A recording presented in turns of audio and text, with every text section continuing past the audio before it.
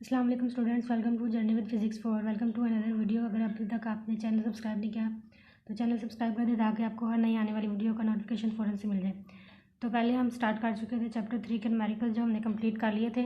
अगर आप नए आए हैं इस चैनल पर तो आप पीछे जाके वीडियोज़ में सारी वीडियोज़ देख सकते हैं न्यूमेरिकल्स की। आज हम स्टार्ट करेंगे एग्जाम्पल्स। तो फर्स्ट वाली एग्जाम्पल चैप्टर 3 की हमारे पास आती है 3.1। A 10 kg block moves on a frictionless horizontal surface with an acceleration of 2 metre पर सेकेंड स्केयर। एक मैस है हमारे पास 10 kg का, और उसकी एक्सेलरेशन जो है जिसके साथ मूव कर रहा है वो हमारे पास है 2। What is force acting on the block. अब जो ब्लॉक मूव कर रहा है उसके ऊपर कितनी फोर्स हम अप्लाई करेंगे तो वो मूव करेगा इस एक्सेलरेशन के साथ। तो बेसिकली हमने क्या फाइंड करना है, एक्सेलरेशन फोर्स फाइंड करनी है। मैस भी गिवन है और एक्सेलरेशन भी गिवन है। तो वो हमने लिख लिया। गिवन डाटा में मैस और एक्सेलरेशन फाइंड करनी है, फोर्स। इन तीनों को अगर हम मिलाएं तो हमारे पास जो रिलेशन हम एज्यूम कर सकते हैं, जो हमारे पास्ट आता है वो होता है Newton second law of motion के मुताबिक। तो हम यहाँ पे लिखेंगे according to Newton second law of motion. तो हमारे पास आ जाता है फिजिकल्स टू ma। तो यहाँ पर हम लिखेंगे फोर्स एज इट इज़, वो जो हमने फाइंड करनी है। मैस की जगह पे उसकी वैल्यू पुट करेंगे जो हमने हमारे पास गिवन है 10 kg का ब्लॉक, वो हमने यहाँ पे पुट कर दी। उसके बाद एक्सेलरेशन हमारे पास 2 मीटर पर सेकेंड के वो पुट की हमने। इन दोनों को मल्टीप्लाई करेंगे तो हमारे पास आंसर आ जाएगा 20 न्यूटन। तो हमारे पास अगर 20 न्यूटन की फोर्स होगी तब ही हम ब्लॉक को जो जिसका मैस 10 kg है मूव करवा सकेंगे इतनी एक्सेलरेशन के साथ। तो हमारे पास ये थी एग्जाम्पल नंबर 3.1। नेक्स्ट हमारे पास एग्जाम्पल आ जाती है 3.2।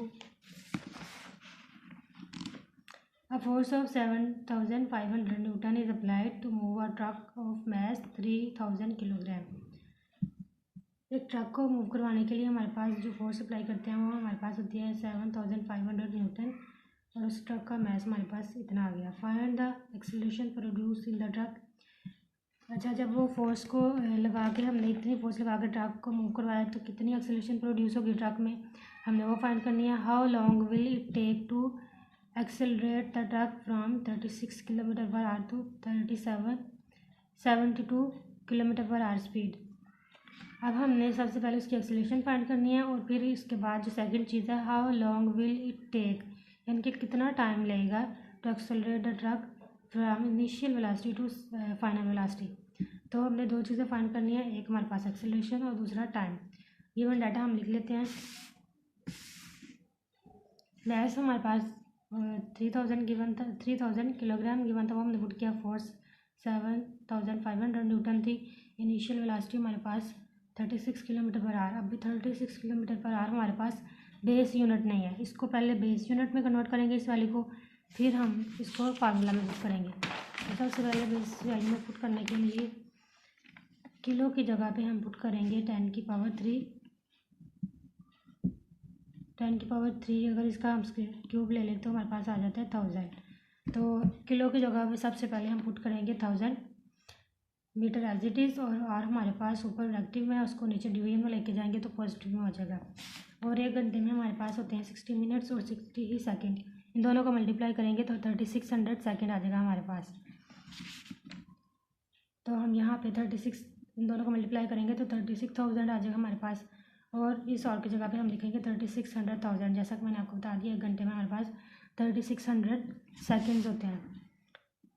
तो दोनों ये 2 जीरो इसके 2 जीरो के साथ कैंसिल हो गया। अब इसको इसके साथ अगर कटिंग करें 36 1 36 और ये जीरो आ गया हमारे पास एज इट इज़। तो हमारे पास जो इनिशियल वेलोसिटी बेस यूनिट्स में आ गई वो हमारे पास आ गई 10 मीटर पर सेकेंड। अब हमने फाइंड करनी है जो हमें सेकेंड गिवन है वेलोसिटी, वो है हमारे पास फाइनल वेलोसिटी, वो भी हमारे पास बेस यूनिट्स में नहीं है, वो 72 किलोमीटर पर आ रहा है। इसको भी सबसे पहले हम बेस यूनिट में कन्वर्ट करेंगे। आप जानते हैं कि वेलोसिटी का जो बेस यूनिट होता है वो होता है हमारे पास मीटर पर सेकेंड। तो इस यूनिट को हमने कन्वर्ट करना मीटर पर सेकेंड वाले में। तो इसी तरह यहाँ पे भी किलो की जगह पे हम पुट करेंगे 1000 मीटर एज इट इज़, और इसको अगर हम डिवाइड करें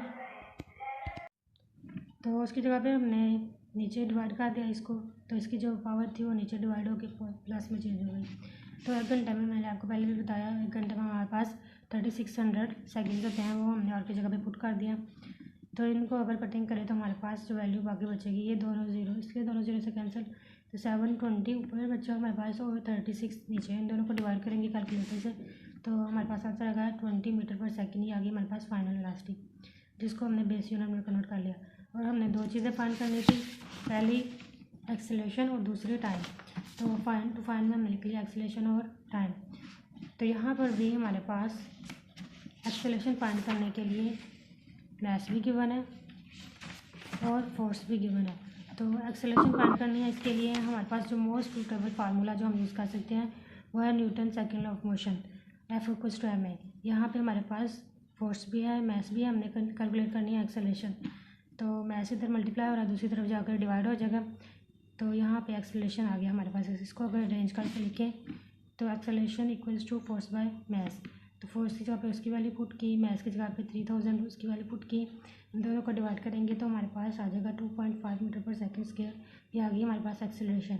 सेकंड चीज़ जो हमने फाइंड करनी थी वो था टाइम। तो टाइम के लिए जो हम मोस्ट सूटेबल हमारे पास जो फार्मूला हम यूज़ करेंगे वो होगा हमारे पास फर्स्ट इक्वेशन ऑफ मोशन। आपने चैप्टर 2 में first equation of motion, second, third equation of motion ये तीनों पढ़ी थी। इसमें जो हमारे पास जो फर्स्ट वाली है उसमें फाइनल वेलोसिटी भी है, इनिशियल भी है, एक्सेलरेशन भी है और टाइम हमने फाइंड करना है। तो ये वाला फार्मूला हम यूज़ करेंगे। टाइम फाइंड करना है हमने, तो टाइम को एक तरफ रहने देंगे इक्वेशन की साइड पर, बाकी सारी वैल्यूज़ को इक्वेशन की दूसरी साइड पर ले जाएंगे। तो इनिशियल वेलोसिटी यहाँ पे प्लस में है, दूसरी तरफ अगर हम उसको लेकर जाएंगे इक्वल साइड पे तो माइनस में आ जाएगी। बाकी वैल्यू हमारे पास आ गई एक्सेलरेशन टाइम। तो यहाँ पे हमने टी फाइंड करना, टी इधर ही रहेगा, एक्सेलरेशन यहाँ पे मल्टीप्लाई हो रही है, इक्वल की दूसरी साइड पर जाकर डिवीजन में आ जाएगी। ठीक है, ये आ गया हमारे पास टाइम का फार्मूला जो हमने इससे फर्स्ट इक्वेशन ऑफ मोशन से कैलकुलेट किया। अरेंज करके लिखे तो ये कुछ इस तरह से आएगा। फाइनल वेलोसिटी जो हमने बेस यूनिट्स में फाइंड की थी वो हमने फाइंड की थी 20 और इनिशियल में जो आई थी बेस यूनिट्स में वो आई थी 10। ये हम पुट करेंगे इस फार्मूले के अंदर। तो फाइनल की जगह पे 20 आ गया, इनिशियल की जगह पे 10 आ गया। 20 में से 10 को माइनस करें तो 10, 2.5 से इसको हम अगर डिवाइड करेंगे 10 को तो टाइम हमारे पास आ जाएगा कैलकुलेटर से डिवाइड करने से 4 सेकंड। ठीक है, ये हमारे पास रिक्वायर्ड था। एक्सेलरेशन हमने फाइंड कर चुके थे और टाइम हमने फाइंड करना था, वो भी हमने फाइंड कर लिया।